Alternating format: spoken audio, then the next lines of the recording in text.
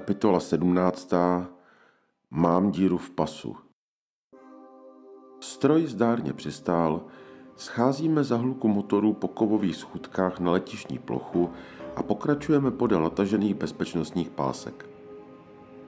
Tahám Elu za ruku a jdeme bokem, aby nás předešly zadní řady a my zjistili, jak na tom jsou. Otáčím se dozadu na schůdky a vidím tu zkázu. 6, možná 7 lidí je ve stavu, kdy bez pomoci ostatních nejsou schopni sejít dolů. Ty vole, tak tohle bude průser, říkám zděšeně přítelkyni. Přichází k nám Kačka. Hele, tohle se nám trošku vymklo kontrole. Musíme jít na záchod ještě před silnicí. Musí se vyzvracet a trošku je omejeme studenou vodou. No to je asi dobrý nápad, Kačí, ale máš u sebe to vízum a my nebudeme schopni bez tebe projít silnicí, tak nevím. Říkám jí s obavami. Budeme rychlí a než se všichni došourají k přepážkám, budu tam. Říká přesvědčivě Kačka a nevím, jestli jí úplně věřím, ale papír s hromadným vízem mi nesvěřila, takže mi stejně nezbývá nic jiného, než doufat, že dnešek ještě nezhorší. Také nechápu, jak chce být rychlá s bandou lidí na pokraji otravy alkoholem, kteří právě vykřikují, že si ve stanu lehnou na gauč a pustí si novu nebo alespoň četečko, protože opakovačka starých dílů Možná přijde i kouzelník je přesně to, co by jim teď udělalo radost. Jenže kouzelník dnes určitě nepřijde a pravděpodobnost, že se bude dát ve stanu pustit televize s Kornem, Lábusem či Kaiserem, je zhruba stejně velká, jakože tenhle výlet skončí ke spokojnosti všech. Čekáme tedy s Elinou, až nás všichni předejdou, respektive překlopítají a uzavíráme 160 člennou výpravu směřující do letištní haly Káhirského letiště. Zatímco je většina lidí již někde uvnitř, my se tempem astmatického mravence šouráme stále venku a sledujeme, jak se zaměstnanci v dobré kondici snaží trefit své kolegy v předsmrtném stavu do křídlových dveří. Doslova po několika minutách jsme uvnitř a já se otáčím přes skleněná okna na letadlo, které je sotva 60 metrů od haly. Letištní personál smotává pásky, upřeně hledí naším směrem a cosi si šušká. Nemusím mluvit arabsky, abych pochopil, jaké je téma. Procházíme stovky metrů letištních chodeb, které naštěstí ukrývají dostatečné množství toalet a náš dav se postupně zmenšuje. Uplynulo opět několik nekonečných minut pomalé chůze a stojíme na začátku velké mramorové letištní haly s příjemným orientálním zápachem. Moc ostatních cestujících tady není a naši klienti příjemně překvapili, stojí v hloučku uprostřed a evidentně čekají na další pokyny. Může jí být tak 70, možná 80, zbytek je zřejmě na toaletách. Prosím o pozornost! Zakřičím směrem k nim a snažím se prodrat do prostřed davu. Jak jsem již říkal v letadle, máme hromadné vízum a musíme na něj všichni najednou projít kontrolou. Počkáme tedy na ostatní, kteří jsou, předpokládám, na toaletách. Pokračuji s vysvětlováním. Vy si myslíte, že tam zázračně vystřízliví? Ptá se mě ironicky jedna tramsky oblečená dáma. No to asi ne, ale mají je tam dát tak nějak dohromady, alespoň mi to bylo slíbeno. Odpovídám s manažerskou přesvědčivostí. Sotva jsem to dořekl, všichni se otáčejí na hluk a smích za námi. Z chodby od toalet se k nám pomalu sune několik skupinek. Vypadá to asi, jako když se někde objeví nějaká sportovní či rocková hvězda s ochrankou a je kolem nich hlouček podpisů chtivých fanoušků. Těmi hvězdami jsou v našem případě opilí spolucestující, ochranku tvoří dobrovolníci z řad jejich kolegů, kteří je z každé strany podpírají, a fanoušky jsou ostatní zaměstnanci, kteří svými těly brání ve výhledu celníků na ty ožralé trosky uvnitř kruhu. Vypadá to strašně, ale určitě je tento Kačin nápad nejlepším řešením dané situaci. No ty vole, tak to si dělají prdel, tak to bude průser. To si musím natočit. Jdu si to vyfotit. Zní naším střízlivým hloučkem z úst nejrůznějších lidí, kteří stejně jako já touží mít celnici za sebou Ale na druhou stranu začínají brát tuhle, řekněme, komplikaci jako skvělou příležitost pro výbornou historku do hospody po návratu. A evidentně to tak cítím i já, když o tom po 20 letech píši tuhle knihu. Náš největší hlouček se dal do pohybu směrem k nyní již otevřené, kryté přepážce s velkým kouřovým sklem. Otáčím se a hledám Katku. Hraje roli fanouška a pochoduje v čele jednoho z ochranných kruhů za námi. Neváhám a křičím různé varianty jejího jména, dokud mě nezaznamená pohledem. No konečně, Kačko, musíš jít přece před náma s tím vízem. První od nás už tam stepují u té přepážky vlevo. Sděluji naléhavě evidentně vyčerpané Kateřině, která opouští skupinku a rychlejší chůzí jde otráveně k přepážce. Máme s Eli ale náskok a při našem příchodu již před prosklenou budkou celník kontroluje pas prvního našince.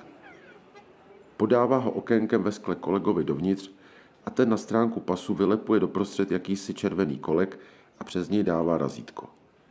Pokračuje druhý, třetí a to už je Kačka u přepážky a podává zaměstnanci káhirské celní správy papíry s hromadným vízem.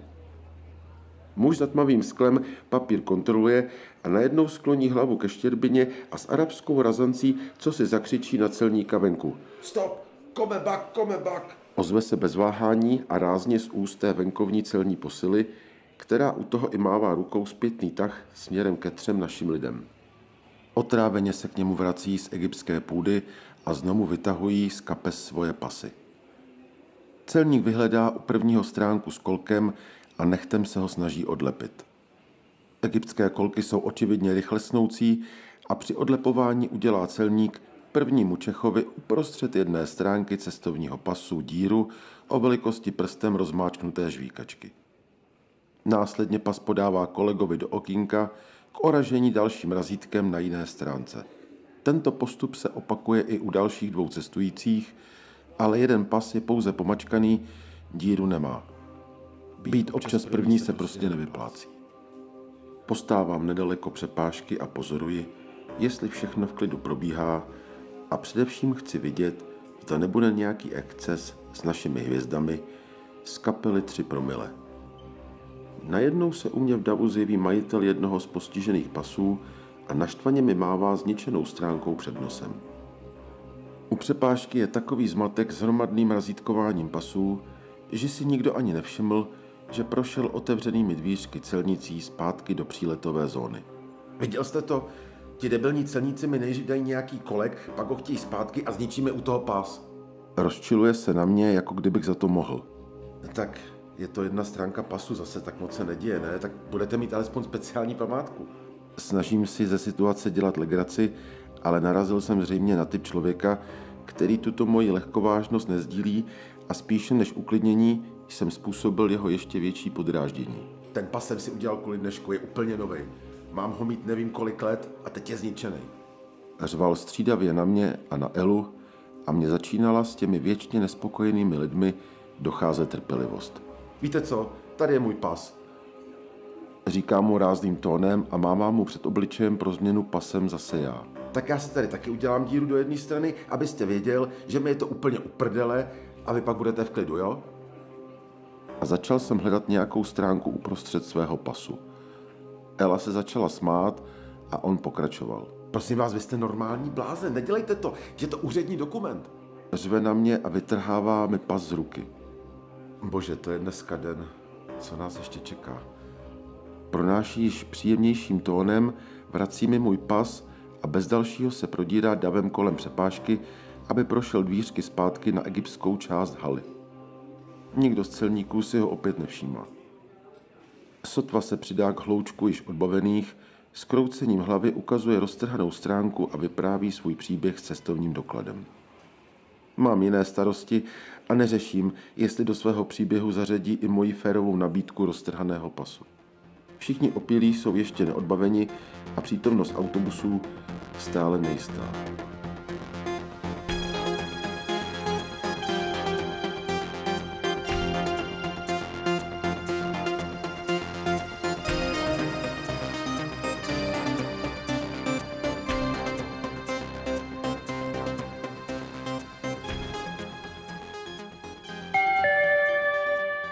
Kapitola 18. Zavazadlo není milenka. Celník za okénkem nepatří zrovna k nejrychlejším a pasažéři našeho speciálu se objevují za hrazením velice pomalu. Naše opilé hvězdy stihly díky tempu celníků trochu vystřízlivět a jejich průchod přepážkou tak do této knihy žádný větší odstavec nepřipíše. Asi po hodině a půl procházíme konečně i Miss Elu. Přes okénko vidím precizně očkrtaná jména naší výpravy na papírech, které Katka na poslední chvíli dotiskla k hromadnému vízu.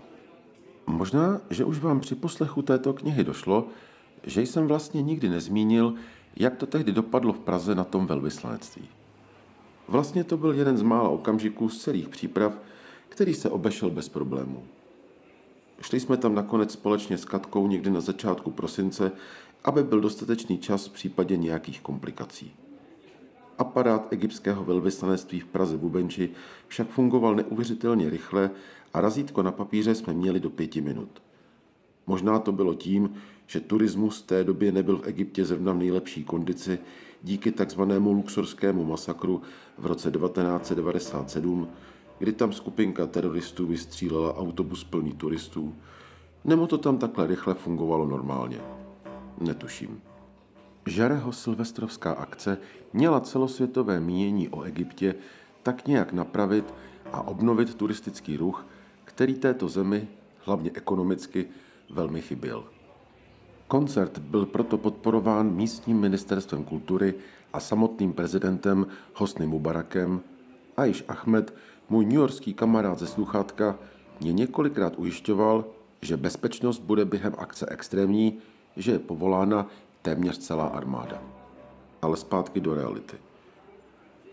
Ocitáme se tedy s Elinou na půdě Egyptské arabské republiky, je něco málo po 3:30 a žaludek mám sevřený, protože jdu najít náš pochybně objednaný transfer. Tak jsme konečně procleni. Počkejte prosím tady ještě chvilku, já jdu najít naše busy a pak se pro vás vrátím. Křičím na celou příletovou halu, ve které jsou po různě velkých hloučcích rozptýleni naši účastníci. Utíkej, brejlatej čuráku, utíkej. A když se nevrátíš, zase tolik se nestane. Pokřikuje odněkuď Pepa tónem otce, kterému vyženěný syn právě oznámil, že odlétá s kamarády do Pakistánu. Procházím rozhodně větší halou, než je u nás v Praze, a na jejím konci rozostřeně vidím malou postavu s jakousi tabulkou na dřevěné tyčce. Jdu blíže a začínám zřetelně rozeznávat nápis Mr. Richard, napsaný černým tlustým fixem na bílé plastové tabulce připevněné na dřevěném topůrku. Začínám se usmívat a zrychlím chůzi. Ahmed skutečně nesklamal a já nebudu mít sochu brýlatýho čuráka v této zemi. Nechci ani domýšlet, kam by se tento výlet stočil, kdyby tam ty autobusy nebyly. Asi bych to zkusil uhrát na city, vrátil bych se k ním do odletovky a zvolal něco na způsob: Prosím o pozornost.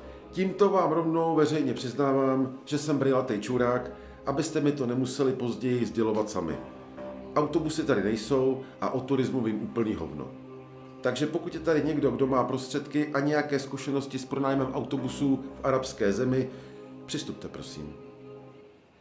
Ale přestaňme negativně snít, protože autobusy tady zřejmě jsou, a tak křičím s pusou od ucha k uchu: Hello! Na toho sotva 160 cm Araba s cedulí. Hello, Mr. Richard.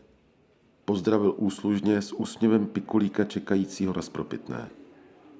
Zíral jsem na něho zřejmě jako na láhev vody po celé dni v poušti, ale nezdálo se, že by něco poznal. Your 4 buses are waiting for your people, sir. Sdělil mi servilně po zdvořilostní otázce, jaký byl náš let, a ukázal na okno, za kterým jsem nějaké bílé autobusy viděl. Mám chuť mu povyprávět všechno, včetně své nové slavné přezdívky, kterou vlastně stejně nevím, jak dobře přeložit, ale raději se uskromňuji na: Super, díky, jdu pro naše lidi do haly.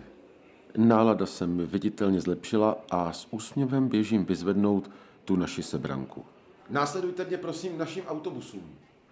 Křičím tónem profesionálního průvodce a chybí mi už jen deštník ve zdvižené ruce. Počkej, oni fakt ty autobusy zařídili? Podivuje se šeptem Ela. Jo, prý tam jsou. Odpovídám jí trochu tajemně a začínám se těšit na okružní jízdu Káhirou. Arab se zdviženou cedulkou nesoucí mé jméno jde v čele a všichni ho následujeme z letištní haly ven. 4 bílé autobusy jsou připraveny přímo před východem. Od Katky vím, že nás je 161, ale žádný zasedací pořádek nemáme, ani nevíme, jaká je kapacita jednoho autobusu. Můžu si vybrat autobus? Do kterého autobusu máme jít? Je jedno, do jakého autobusu půjdu? Který máme autobus? Začínají na mě pokřikovat všichni najednou a já si připadám jako v Pripyati po výbuchu černobylské elektrárny. Dle libosti, madam. Odpovídám jedné tazatelce. Utíkejte tam do toho zadního, tam zatím skoro nikdo nešel. Křičím na jinou zmatenou rodinku. Nějak jsem si ze školních let pamatoval, že autobus má 45 míst k sezení, proto jsem včera u Ahmeda objednal 4 autobusy a předpokládal, že minimálně jeden bude poloprázdný. Nastala ale chvíle uvědomění si, že sám nemám šanci tenhle dav korigovat, a to ani s pomocí Eli, která se již také chopila své nedobrovolné role a lákala lidi do poloprázdných autobusů. Tam už není místo. Tamhle ten je plnej. Začínají se lidé vracet od 2 zadních busů. Aha, tak pojďte sem. Říká Mile, moje přítelkyně, jednomu páru a ukazuje na druhý autobus v řadě, u kterého všechno organizujeme. Tedy alespoň se o to snažíme, ale spíše je to chaos srovnatelný s bojem o záchranné čluny ve filmu Titanic. Ten v té době ještě stále běžel v kinech, protože v nich běžel tak dlouho, že jsem ho viděl postupně se 3 přítelkyněmi. To ale odbočuji. I když úplně tolik ne, protože Ella má vlasy jako Rose a prsa jako Kate Winslet, jenže já stěží zvládnu namalovat prase na špinavé auto, takže další paralely tady nehledejte. Ale vraťme se na letiště. Tady se tedy zatím při boji o sedadla nestřílí, ale moje přezdívka je tu již používána i dobrovolně platícími ze skupiny nasraných. Od řidiče mezitím zjišťuji, že celková kapacita autobusů je od 190 do 200 lidí. A ani on to přesně neví a nepovažoval za nutné to počítat přesně, protože mu bylo řečeno, že nás více než 170 nebude. To dává smysl a na situaci jako na Titaniku to nevypadá, jenže i přes fakt, že nás je přesně 161, autobusy již nemají místo a před východem z letiště postává asi 10 lidí a my s Elou. Že by matematický problém? Pokud řidič nelhal, mělo by být téměř 30 volných míst. Vstupuji tedy do posledního autobusu, abych se na vlastní oči přesvědčil, že je plný. Vše vypadá, že jsou tam i cestující na stojáka, ale to jen na první dojem. Při systematickém pohledu od řidiče dozadu se již nelze nevšimnout, že několik lidí dopřálo luxus vlastní sedačky i svému batohu. Pokračuji pohledem až k zadní 5 sedaček, přes které se válí jedna naše opilá hvězda. Už pojedeme? Ptá se mě někdo, já se otáčím v úzké uličce a vysvětluji situaci. Rádi bychom vyrazili, ale Asi 12 lidí nemá místo. Se zdůrazněním slova nemá a současným poklepáním na rameno zaměstnance Trevlu, kterému přítelkyni dělala sportovní taška sedící u okna. No jo, OK, pardon. Říká otráveně a dává si tašku do schránky nad hlavou. Ostatní ho ještě více otráveně následují. A ten ožralej debil vzadu co? Říká jedna paní z čeledně nasraných. No, tenhle se z toho hlavně vyspí, já si ty 4 místa seženu jinde. Odpovídám pohotově a opouštím 4. autobus se spokojeným úsměvem na tváři a ziskem 6 míst. Tak 6 lidí může sem. Křičím hned od dveří ke skupince na chodníku a přesouvám se do 3. busu. Krásné odpoledne přeji. Zdravím hlasitě od řidiče a protože slušný člověk vždy opětuje pozdrav, dostává se mi teatrálně od Pepy. Ty vole, brejlatý čurák je tady. Někde z prostřední části sedadel. Nechce se mi tam mezi ně moc chodit, tak raději žádám řidiče o mikrofon. Tak ještě jednou dobré odpoledne všem. Několik lidí venku si nemá kam sednout, protože někteří z vás mají obsazená místa vedle sebe Svými batohy. Zavazadlo není milenka. Zavazadlo patří nahoru. Zdůrazňuji, a jsem samozřejmě přerušen vytočeným Josefem, který si můj projev přebral po svém. Ty vole, co to zase meleš, čuráku? Jaká milenka? A proč by milenka nemohla být nahoře? Brejlatý čurák z nás jenom misionáře. Baví naše hvězda půlku busu, která ho slyšela a vlastně svojí pohotovostí pobavil i mě. Nicméně, akce byla úspěšná a dalších 7 míst bylo k dispozici. Ze skupinky na chodníku jsme už zbyli jen my 2 s Elou a bylo nám jasné, že sehnat místo v některém z předních autobusů nebude problém. Musíme je spočítat. Říkám nadšeně přítelkyni, která očividně nechápe můj pozitivní přístup. Tak konečně můžeme odjet, začínám se prostě těšit na koncert. Vysvětluji dětinsky svoji dobrou náladu. Jo, tohle. Odpovídá svým typickým ironickým tónem, jako kdyby už zapomněla, proč jsme vlastně v Egyptě. Takže já to vezmu odzadu a ty půjdeš do 1 a 2. Rozdávám úkol pro sčítání.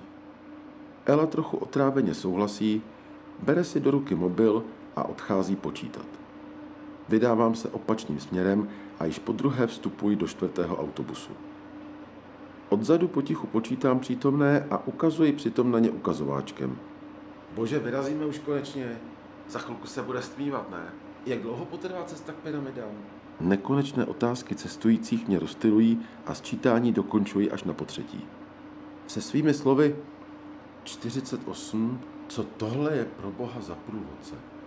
z úst někoho jiného skáču z prvního schodu u řidiče rovnou na silnici a užívám si při přesunu do dalšího autobusu teplých paprsků egyptského slunce.